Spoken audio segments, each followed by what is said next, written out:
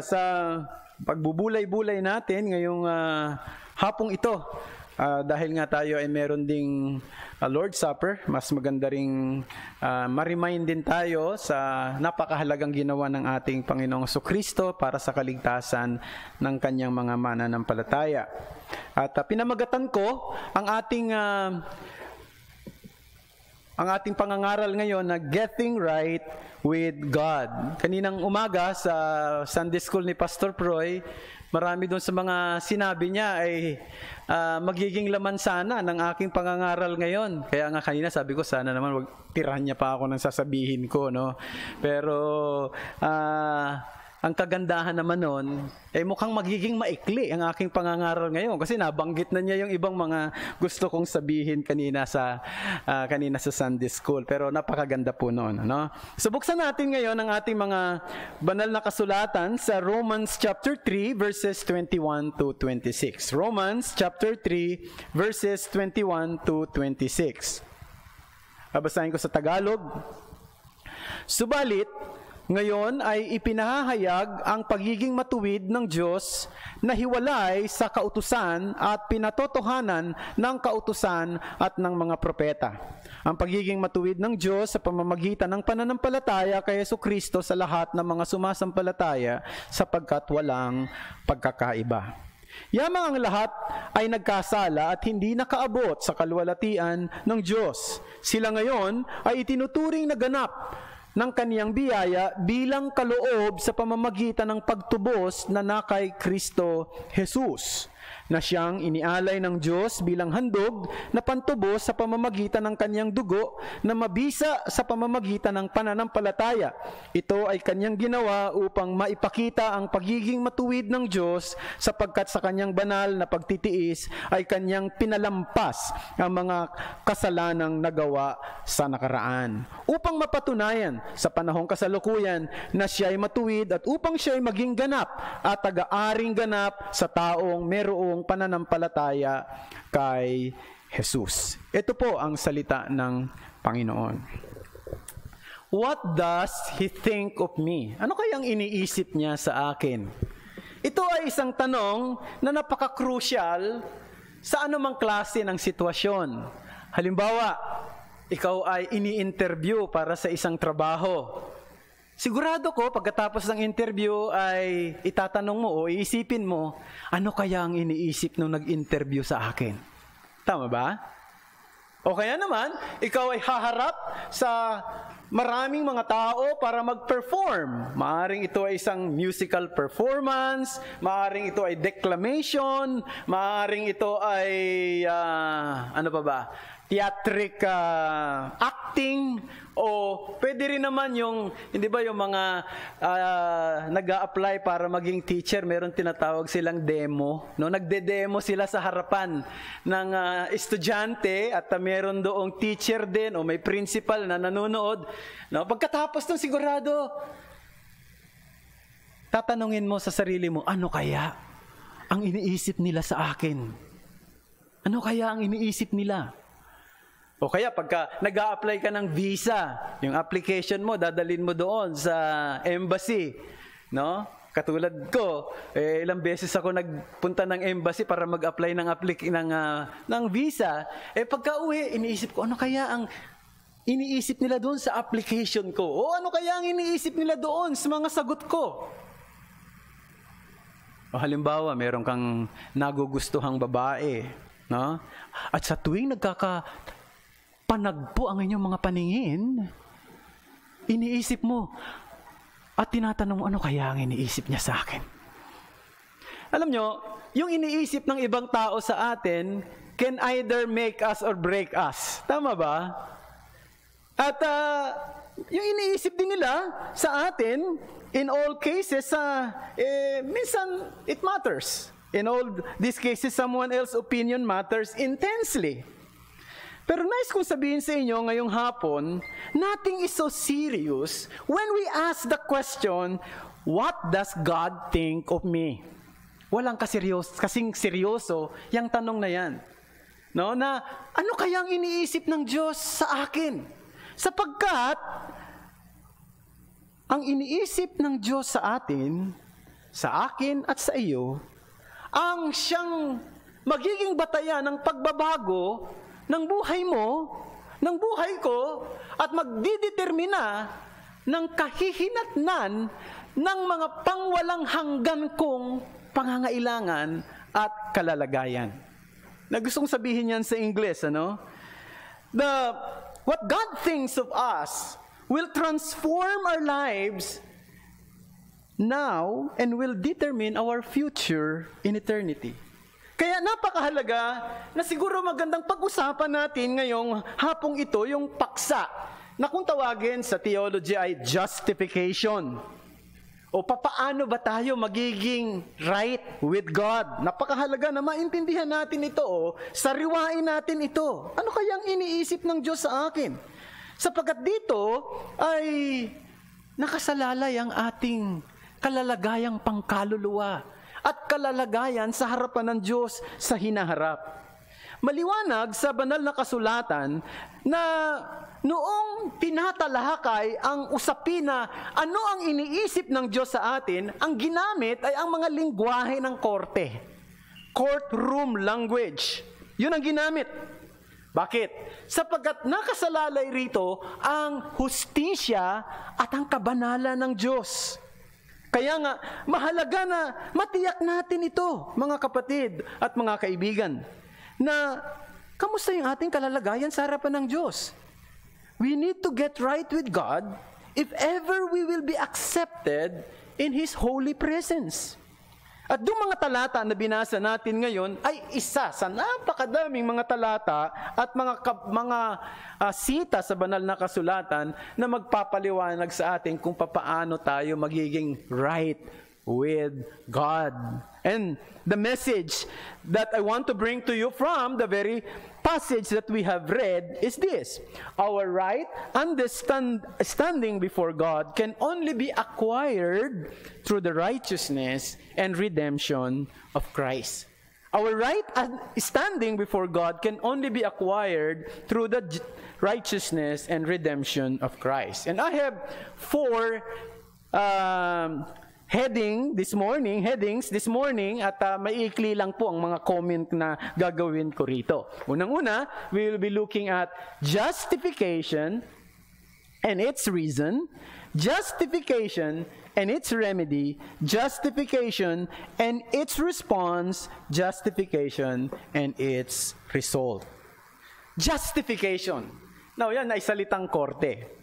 Pag ginamit yung salitang justification sa korte, sa hukuman ng tao, ang ibig sabihin yan ay pagpapawalang sala sa isang taong isinasakdal. Na pagpapawalang sala. Siguro, hindi malinaw ang ebidensya o mahina ang asunto, kaya nagpasya ang hukom na anumang akusasyon laban sa kanya ay hindi totoo at pinawawalang sala, no? Yan ang sitwasyon. Ngayon, bakit kailangan dumating sa atin itong justification? Sapagkat maliwanag na dito sa binasa natin, we are sinners and under God's wrath. We are sinners and under God's wrath. How does God think of all human beings? Romans 3:23, very popular. All have sinned and fall short of the glory of God.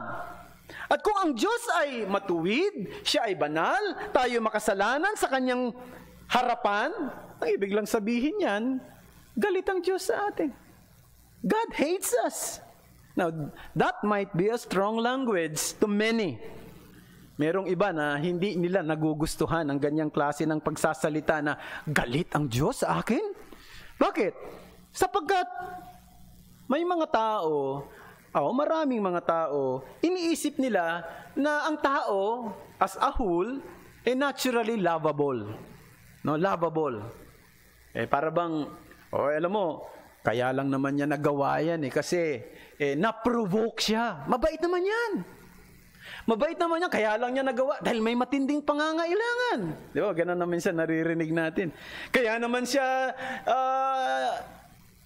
nakapagsalita ng hindi maganda dahil sa masama ang kanyang pakiramdam, mainit ang ulo, may dinaramdam. So may mga ganyang pangangailangan. Pero totoo, mabait naman yan. So, ganyan ang kaisipan ng marami. Man, naturally lovable. Pero, yun nga ba ang totoo? Sa pananaw ng Diyos, ito ang makikita natin. Ang tao ay makasalanan, hindi nakaabot sa pamantayan ng Diyos. At dahil siya makasalanan, galit ang Diyos sa kanya.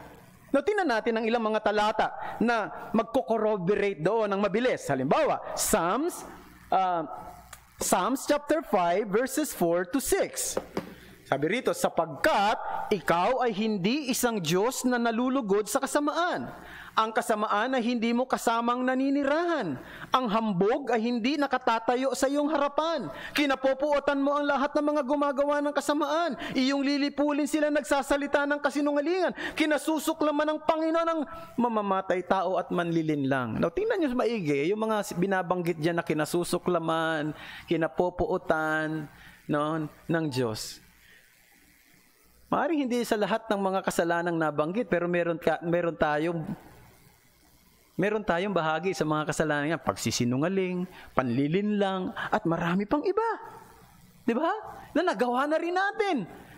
Maaaring sa isip natin, sa puso natin, maaaring hindi sa action, pero nagawa natin at alam ng Diyos yun. Psalms 11:5, sinusubok ng Panginoon ang matuwid at ang masama at kinapopuotan ng kanyang kaluluwa ang mga nagmamahal ng karahasan. John chapter 3 verse 36, ang sumasampalataya sa anak ay may buhay na walang hanggan, ngunit ang hindi sumusunod sa anak ay hindi makakakita ng buhay, kundi ang puot ng Diyos ay mananatili sa kanya. Yan ang mga binanggit na salita. Now, kaninang umaga binanggit ni Pastor Pro yung issue na may kinalaman doon sa God hates sin but loves the sinner. No? At ako po, totoo naman po yun. Kung yung salitang yan, God hates the sin but loves the sinner, very misleading yan. Ang totoo, hindi, yung salitang yan ay hindi totoo sa mga hindi mananampalataya ni Jesus. Kung hindi ka totoong Kristiyano ngayon, if you're not yet a Christian, hindi lang galit ang Diyos sa kasalanan mo, pati sa iyo. Kasi, alam nyo, hindi naman pwedeng ipaghiwalayin yung ginagawa mo, yung ginawa ng isang tao, doon sa sino yung gumagawa nun. Ano? We cannot separate the action from the doer of the action. Pag sinabi ng isang tao, I'm a naturally calm person. Kalmado naman talaga akong tao Kaya lang bigla lang talagang nagiinit ang ulo ko at nagagalit ako kapag meron ako nakitang hindi maganda o kaya naman nabigla ako. Now, anong ibig mong sabihin? Yung nabigla ka na nagalit ka, hindi ikaw yun. Ibang tao ba gumawa nun? Iba may responsibilidad nun? Hindi ba't ikaw rin yun? In the same way, all our sin belongs to us and a reflection of who we are. Luke chapter 6 verse 45. The good person out of the good treasure of his heart produces good, and the evil person out of his evil treasure produces evil. For out of the abundance of the heart, his mouth speaks. So, God's wrath is his personal reaction to sin. At ang Diyos bilang sakdal, ganap, at perpektong hukom, He is personally affronted by our sin.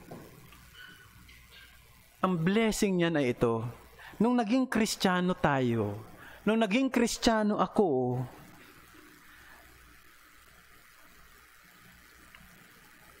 yung galit ng Diyos na dapat ay nasa akin, ay ibinigay niya kay Jesus. Tinanggap ni Jesus yung puot na yun na dapat ibigay sa akin. Ako yung guilty, ako yung makasalanan, pero may ibang tumanggap ng galit ng Diyos. I was under His wrath, yet I trusted Christ. All God's hatred was removed from me. What a blessing! What a blessing! Galit ang Diyos sa akin dahil ako'y makasalanan. Pero merong umako nung galit na yon na dapat ay bigyan yan ay ang Panginoong Jesucristo. Kaya't yung galit na yon na dapat ay sa akin ay nawala ng lahat. Sabagat ito ay pinagdusahan na ng tagapagligtas ko na walang iba kundi ng ating Panginoong Jesucristo. Pangalawa, justification and its remedy. What is the remedy? The remedy is this: the righteousness and the redemption of Christ. Romans chapter 3, verses 24 to 25. And are justified by His grace as a gift through the redemption that is in Christ Jesus, whom God put forward as a propitiation by His blood, to be received by faith. This was to show God's righteousness, because in His divine forbearance, He had passed over former sins.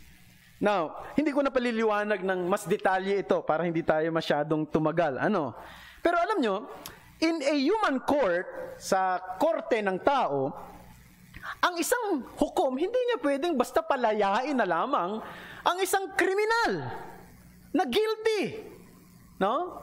Kahit pa yung kriminal na yan, nakakaawa naman ang kanyang kalalagayan at nakakaawa naman ang parusa na kanyang tatanggapin, hindi niya pwedeng gawin yon. The same is true for the God of perfect justice. Kung gusto ng Diyos na palayain ng isang makasalanan, kung gusto ng Diyos na hindi parusahan ng isang makasalanan, dapat meron siyang parusahang iba. At dapat yung parurusahan niya at yung tatanggap ng parusa niya ay hindi makasalanan, kundi matuwid. Yan ay walang iba kundi yung Panginoong Jesucristo. Siya lang ang pwedeng maging tagapagligtas. Siya lang ang pwedeng maging kumakatawan sa atin sa harapan ng Diyos, sapagkat siya lang ang matuwid. Siya lang ang walang nagawang kasalanan. Siya lang ang ganap at sakdal na nabuhay rito sa mundo. At siya lang din ang qualified na maging sacrifice doon sa krus na siyang tatanggap ng parusa na dapat doon sa mga makasalanang tulad natin. So merong nangyari na tinatawag na great exchange, no? Alam nyo, ewan ko lang kung nararamdaman ba ninyo minsan na para bang gusto mong makipagpalit ng kalalagayan ng iba. Naramdaman nyo ba yan? Ha? Lalo na pag hirap na hirap ka sa buhay, no? Sana anak na lang ako ni Ayala o anak na lang ako ni Henry C. Parang ganyan, di ba? Halimbawa lang naman ito, no? Nag-aabang ka ng bus sa Makati. 1 oras ka nang nag-aabang. Naranasan niyo ba yun? Ako naranasan. 2 oras na ako nag-aabang, walang masakyan. Ang sakit na ng paa ko. No? Pag malapit na yung bus, punong-puno. Makikita mo, napakaraming tao. Tapos uulan pa. Makakauwi pa kaya ako? Tapos biglang, siyempre, pa-check-check ka ng Facebook mo. Nakita mo yung isang kaibigan mo nandun sa Boracay, nag-e-enjoy doon sa maputing buhangin sa Boracay. Di ba, minsan isip mo, sana nagpalit na lang kami ng kalalagayan, Sana ako na lang ang nandun, siya naman ang nandito. Nararamdaman nyo ba minsan yung ganyan na parang, sana mayroon akong, magpalit na lang kami ng sitwasyon, magpalit na lang kami ng kalalagayan sa buhay. Pero nais kong sabihin sa inyo, na yan ang nangyari doon sa krus. Yan ang nangyari sa pagitan natin ng Panginoong Jesucristo. That is what exactly happened at the cross. The cross is the place where He has done that. God has punished my sin in Christ, and by the union with Christ, according to Galatians chapter 2, verse 22, we are also crucified with Him. Parang tayo yung ipinako, kahit na hindi tayo yung aktual na ipinako. Doon. And you know what? The one being punished, yung pinarusahan, ay isang matuwid na tao, whoever live in this world. Kinuha niya yung negative 100% na moral score natin at tinanggap natin yung positive 100% na moral score niya. So nagkaroon ng great exchange. Kinuha natin yung kanyang positive moral score. 100% moral score. yung kanyang righteousness. At kinuha naman niya yung ating negative 100% moral score, yung ating pagiging makasalanan. Tinanggap niya yung parusa. And this is hard to imagine, brethren. Actually, there is no perfect illustration for this. I'm thinking of many illustrations, but I stop because there is no perfect illustration for this wonderful truth. But this is real. This is what the Bible says about us and about what Christ has done for us. Number 3, justification and its response. Ano ngayon ang tugon natin doon sa ginawa ni Kristo? Faith in saving work of Christ. Faith in Christ's saving work. Romans 3:22, the righteousness of God through faith in Jesus Christ for all who believe.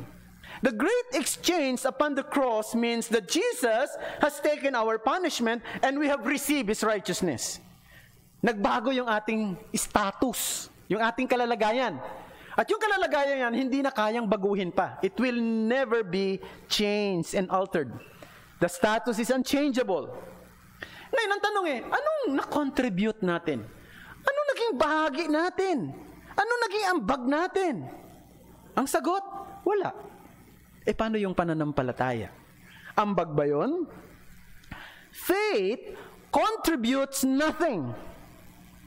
But faith connects us to Christ. Ulitin ko. Faith contributes nothing, but faith connects us to Christ. Faith is the response for what Christ has done to us. Yung pananampalataya, ang siyang tugon natin dun sa ginawa niya para sa atin. Hindi kailanman pwedeng maging contribution ang pananampalataya natin. Alam niyo kung bakit? Sapagkat yung pananampalataya natin hindi perfect. Di ba? May mga panahon malakas yung pananampalataya natin. May mga panahong mahina. May mga panahong talagang tiwalang-tiwala ka sa mga gawa ng Panginoon. May mga panahon parang wala kang tiwala. Totoo ba yun? Ha? May mga panahon parang malayo yung tiwala mo doon.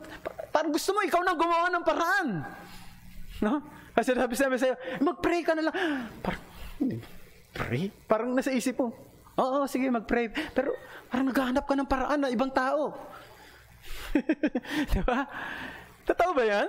Kaya hindi pwedeng maging contribution kasi hindi siya perfect Pero yung pananampalataya, kaya kung titingnan natin yung faith, yung quality ng faith natin, wala Pero nagiging valid yung faith natin doon sa object ng ating faith. The validity of our faith is not on the quality of our faith, but on the object. Dahil yung pinagtitiwalaan natin, yun yung perfect. Yun yung ganap. It would be a disaster if it was the quality of our faith that puts us in right standing before God. Kasi yung faith natin, paganyan-ganyan, ano? Sometimes strong, sometimes weak, minsan nga wala. Now let me give you an example. Sana, sabi ko nga, wala naman talagang perfect illustration. Siguro may mga kilala kayong ganito. Ako, may mga kilala akong ganito. Yung merong fear of height. Takot sa mga matataas na, So, minsan, maglalakad kami. Halimbawa, maglalakad kami sa isang, footbridge. Nanginginig ang mga tuhod. No? Sasabihin ko, huwag ka mag-alala. Matibay yan, Matibay ang pagkakagawa nito. Ganun na maglakad Pagtapos doon, nakatawid naman siya. Hindi niya pwede siya i-congratulate. Alam mo, nakatawid ako kasi matibay ang tuhod ko. Matatag. Hindi niya pwede sabihin yun. Nanginginig nga siya Nakatawid siya dahil matibay yung tulay. Tama ba? Pero kinakailangan niya tumawid sa pamamagitan ng kanyang paang mahina para makarating siya doon. Naintindihan ba natin? So yung faith, ganyan. Yung faith natin, may mga panahon mahina. Pero matatag yung pinagtutuunan ng pananampalataya. Kaya, matibay ang ating kaligtasan. Yun ang napakaganda rito. Di ba? yung integrity ng ating object matibay. Although, yung mismong pananampalataya natin, may mga panahong mahina. Punta tayo sa pinakahuli, justification and its result. What is the result? The result is righteousness before the just God. We are right standing before God. Romans 3 verse 26. It was to show His righteousness at the present time so that He might be just and the justifier of the one who has faith in Jesus. So our status has changed. We are now righteous by the virtue of the righteousness of Christ's life and of the punishment He received on the cross. Now, that may not sound exciting sometimes. You know why? Because parang hindi mo naman nararamdaman yun, ano?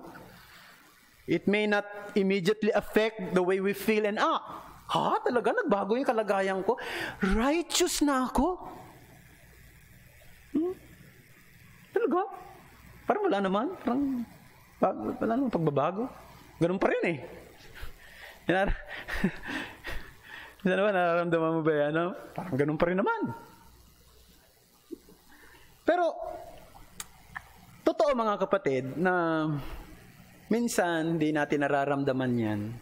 Pero dapat, pag nauunawaan na natin ito, dapat umiepekto ito sa ating puso. Halimbawa, nung ako naging Christian, naging mananampalataya, hindi ko naiintindihan yung justification. Hindi ko pa naiintindihan yan. Pero, nung naiintindihan ko yung justification, lalo kong na-appreciate yung kaligtasan na ginawa ng Panginoon sa akin. No? Matagal na ako nagtuturo ng banal na kasulatan, naging pastor na ako ng matagal, pero hindi ko naintindihan ang doctrine of election. Pero nung naintindihan ko ng lubos yung doctrine of election, lalo naging matingkad para sa akin yung kaligtasan na tinanggap. Ganon din dapat tayo. Sa una, parang walang excitement, walang dating, pero unti-unti dapat, habang nakikita mo, ganito pala yun, ganito pala kalalim yun, ganito pala yung nangyari, ay lalong binabago nito ang isip at ang puso at ang buhay mo. Now, ganito yan eh. Imagine mo ang isang taong, halimbawa, milyonaryo, mayaman. Tapos biglang merong isang batang kalye na nakatira sa bangketa, pumasok sa loob ng bahay para magnakaw. Nahuli niya. No? Nahuli niya. Now, imbis na dalhin niya sa pulis para ipakulong yung batang yon, ang ginawa niya, kinausap niya, pinagsabihan niya, at inampun niya. Inampun niya yung bata. Ngayon, nung inampun niya, nagbago yung legal standing ng bata. Nagbago. Kasi inampun niya ng legal. So nagbago yung legal standing. Now sa una, walang dating yun, hindi niya masyadong maisip yun, pero sigurado ko, pagkatapos ng ilang mga panahon na makikita niya, mayroon ng epekto yun sa buhay niya. Kasi maaaring biologically, wala namang nangyari, kasi hindi naman siya talaga anak ng taong yun. No? Morally, parang wala namang nagbago talaga. Yung kanyang genetic makeup is not affected by his status. No? Pero, change of status will little by little change and shape his lifestyle. Bakit? Mapapansin mo na he will no longer beg for food. Hindi na siya, di ba? Hindi na siya manghihingi ng pagkain. Hindi na siya magnanakaw kasi may pagkain na ng marami. Hindi na siya matutulog sa bangketa. Meron na siyang tulugan na maganda at malambot pa. Ano pa? Meron na siya magandang damit. At sigurado ko, hindi na rin siya mabaho. Kasi, pag yung mga batang kalye, bihira lang maligo yan. No? Ay ngayon, medyo mabango na siya. May pagbabago na. And he has the possibility of getting a good education. And he will surely have a secured future. Yung katotohanan na yan ay unti-unti huhubog sa katangian niya over time. This is also what we are when God changed our status by virtue of our union with Christ. Nanampalataya tayo sa Panginoong Kristo. Pinagtiwalaan natin yung kanyang ginawa doon sa krus. May pagbabago ba? Meron din naman, di ba? Konti, pero parang minsan bumabalik-balik ka pa rin doon sa dati mong paniniwala, di ba? Nang naging Christian kaya yung mga dati mong paniniwala, di mo naman kagad tinanggal, di mo naman kagad binaliwala. Noong ako naging Christian, naging mananampalataya, ang totoo, pumupunta pa rin ako sa dating relihiyon. Nagpipray pa rin ako doon sa doon sa gawa ng kamay ng tao. Pero nung nabasa ko na sa scripture, hindi ata tama na ganito dapat, sabi Espiritu pala ang Panginoon, ang Espiritu hindi siya nakikita. Dapat doon ako manalangin sa Espiritu at katotohanan. Sambahin siya. So unti-unti na yun. Nakita nyo? Binabago niya unti-unti. Binabasa mo yung Biblia, nababago unti-unti, hanggang sa nasi-shape na yung pagkatao mo. Ganon din naman. We're still sinners. Nakakagawa pa rin tayo ng kasalanan. Ngunit ang ating matuwid na katatayuan sa harapan ng Diyos ang huhubog ng ating karakter, ng estilo ng ating pamumuhay, ng ating pananaw over time. The point is, habang naiintindihan mo ang lahat ng ito, dapat nababago ang buhay mo. Habang naiintindihan mo ang status mo, dapat binabago nito ang isip mo, ang puso mo, ang mga lumalabas sa bibig mo, no? Ang ginagawa ng kamay mo, ang pag-uugali mo, ang reaksyon mo sa problema na dumarating sa iyo, at marami pang iba, maging ang pagpapahalaga mo sa pagsamba sa Panginoon. Dahil sa pagbabago ng ating kalalagayan, sigurado ko babaguhin nito ang ating pamumuhay. Pero yan ay sa mga mananampalatayang totoo. Kung hindi ka pa Kristiyano ngayon, kung hindi ka pa mananampalataya ngayon, ang dapat mabago yung status. Yung status mo, yung kalalagayan mo. Ang kalalagayan mo, ikaw ay makasalanan, galit ang Diyos sa iyo. Anong dapat mong gawin? Lumapit ka kay Kristo na siyang namatay sa isang makasalanang tulad mo. Siya lang ang walang kasalanan. Lumapit ka sa Kanya at magtiwala ka sa Kanya. Sabihin mo sa Kanya, Panginoon, Ikaw ang aking pag-asa. Ikaw ang aking tagapagligtas. Ikaw ang aking Ikaw ang daan para ako'y makarating at tanggapin ang Amang nasa langit. Iligtas mo ako. Pagsisihan mo ang iyong kasalanan. At kapag ginawa mo ang lahat ng ito, hindi lang status mo ang babaguhin ng Panginoon, kundi maging ang buhay mo unti-unti upang ikaw ay maging kamukha rin ni Kristo na ganap at sakdal sa kanyang pamumuhay. Tayo manalangin. Marami pong salamat sa iyo, Panginoong Diyos, sa mga salita mong ito na aming napagbulay-bulayan ngayon pong hapong ito. Ang mga katotohanan ito ay naway isulat mo sa aming mga puso at isip at ito'y makapagpabago ng aming pong pananaw at ng aming pong pamumuhay, ng aming pong pag-uugali, ng aming mga reaksyon at mga mahalagang desisyon sa pang-araw-araw naming buhay, lalo na sa mga krisis na hinaharap namin sa panahong ito. Salamat sa Panginoong Jesucristo sa ginawa niya para sa mga mananampalatayang tulad namin. Sana ang lahat ng mga katotohanang ito na aming naintindihan ay mauwi lagi sa pasasalamat, pagpupuri, at pagbibigay-pugay lagi sa Kanya. Ito ang aming dalangin sa ngalan ni Jesus. Amen.